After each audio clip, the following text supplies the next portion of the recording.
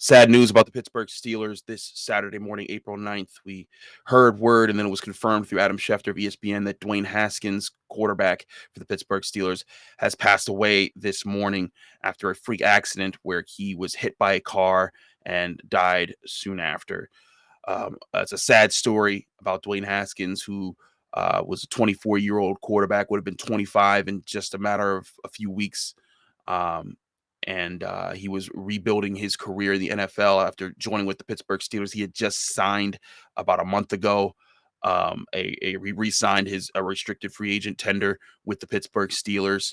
By all accounts of people that I talked to in the organization, he was growing up as a professional. He was, doing all the things and more that the Steelers were asking of him, and he was getting ready to be part of a quarterback battle that was going to happen this summer between him, Mason Rudolph, and Mitch Trubisky.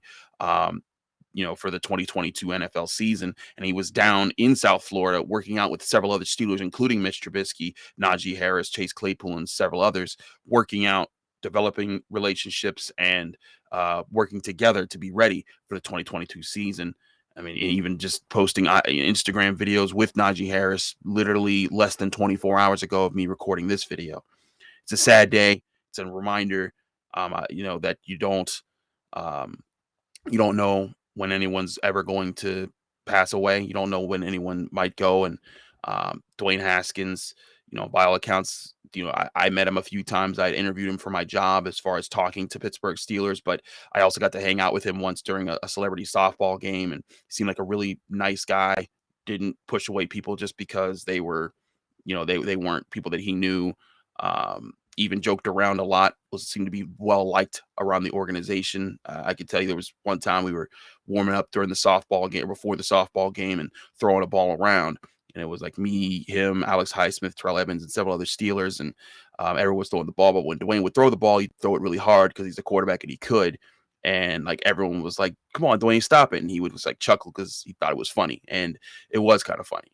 But that's who he was. From what I heard, was that he was someone that people liked, and it's just so sad to hear this tragic news on a Saturday in April when you're 24. He's 24 years old. You're thinking he's building his life the way he wants to be. He's in the NFL.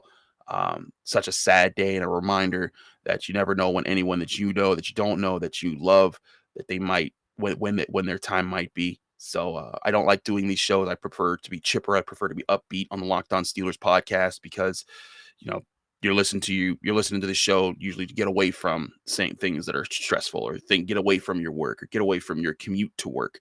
And typically I do this show to help with that and be upbeat and be positive, even when when it's like a bad result for the Steelers. It's something that we'd want to approach, but there's nothing to be positive about with this. This is just a sad story that we're reporting on here.